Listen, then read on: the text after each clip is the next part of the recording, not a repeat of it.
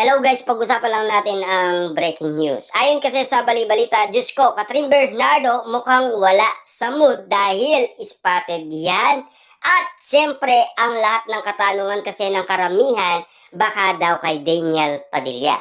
Dahil sa pinag-uusapan sa bagong movie ng Katniel. Walang iba kundi ang After Forever. Ang iba naman kasi, ang sinasabi nila, baka wala sa mood si Catherine Bernardo. Gusto niya na kasing maglaylo sa trabaho. At lalo-lalo na kasi nahuna umano si Daniel Padilla. Kita niyo naman, napakabongga. Talagang Katniel talaga sila. Dahil kung ano ang gusto ng isa, gusto rin naman ni Catherine Bernardo umalis. Kita niyo naman ha, ang tadhana ay tadhana talaga.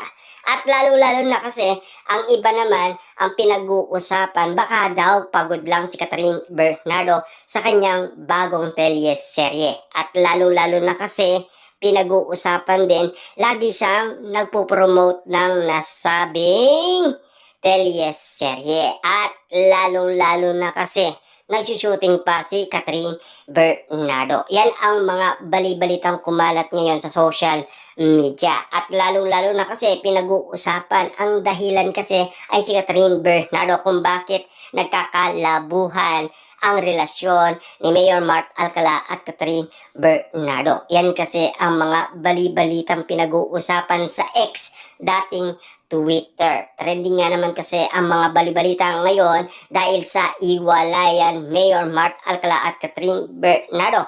Subalit spotted nga naman kasi ang dalawa at kinagulat ng karamihan.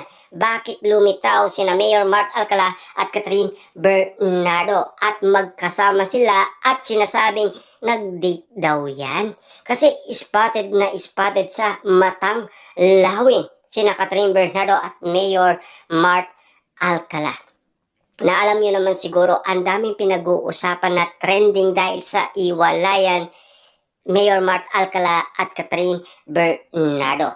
Kasi, alam niyo naman kasi, hindi nga naman sila lumalabas at walang ayuda. Ngayon nagkaroon ng ayuda, umay naman ang karamihan dahil nagugulat sila, biglang lumitaw sina Catherine Bernardo at Mayor Mark Alcala. Grabe nga naman kasi ang mga netizens. Tuwing walang ayuda, hinahanap sila at pinag-uusapan ang iwalayan na baka daw nagkakalabuhan na sina Catherine Bernardo at Mayor Mark Alcala. At lalong-lalo na kasi, alam niyo naman siguro ang iba't ibang mga tao, pinag-uusapan, busy kasi sa trabaho ang dalawa. Kaya nga naman kasi binibigyan nila ng respeto ang bawat isa. Lalong-lalo na kasi si Mayor Mark Alcala, matagal niya nang pinagbigyan si Catherine Bernardo. Unang-una sa movie ng Hello, Love Again. At lalong-lalo na sa bagong teleserye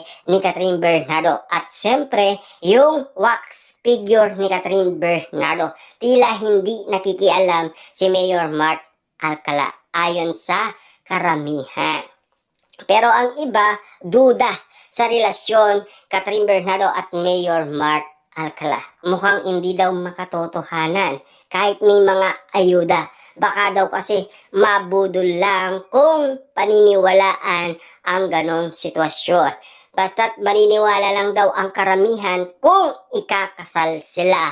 Yun talaga ang pinaka-final na desisyon ng mga netizens. Kung ikakasal ang dalawa, mas maniniwala sila sa katotohanan kesa sa nakikita ng mga mata.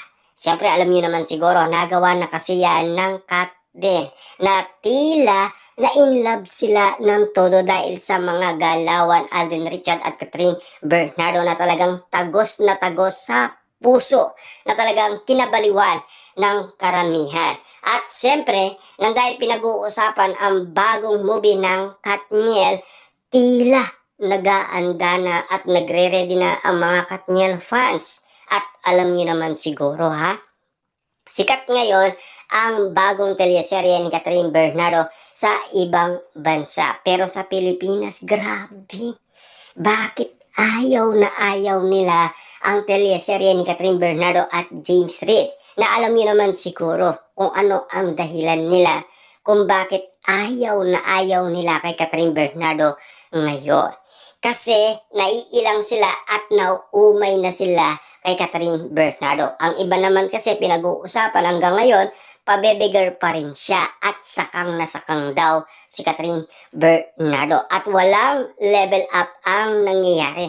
Pero kung ang direktor naman ang tatanungin, si Catherine Bernardo mas nag-level up na sa pag-acting. Yan kasi ang mga paglilinaw ng karamihan, lalong-lalo na si Direk Cathy. Kasi mas lalong gumagaling daw si Catherine Bernardo tuwing nakikita ni Direk Cathy. Kahit hindi man siya ang naging direktor.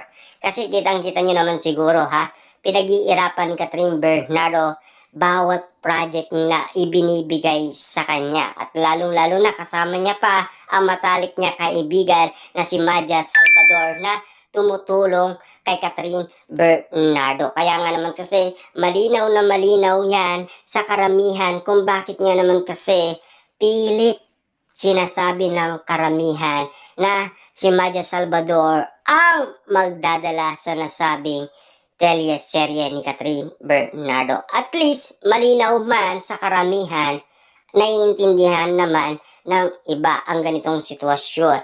Pero mas kinikilig naman kasi ang karamihan dahil bumalik na ang yulok ng Katniel.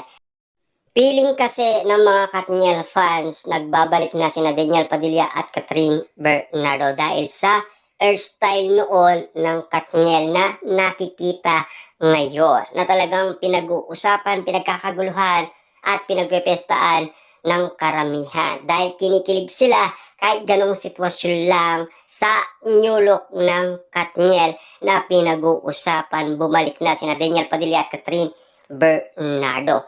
Dahil nakikita na nila ang kanilang idolo na parang bumalik lang sila noon.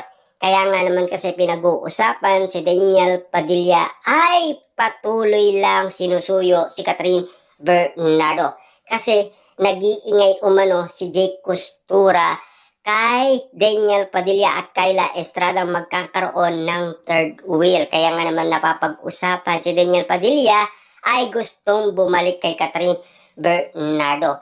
Yan ang mga mainit na balitang pinag-uusapan sa social media na pilit ginagawan ng kung ano-ano ang mga issue. At lalong-lalo na kasi kung matutupad man ang prediksyon ni Jake Costura, at least naniniwala ang karamihan na sana matupad ang ganong sitwasyon. Dahil alam nyo naman siguro, matagal nang nagdadasal ang mga Katniel fans na bumalik sina Daniel Padilla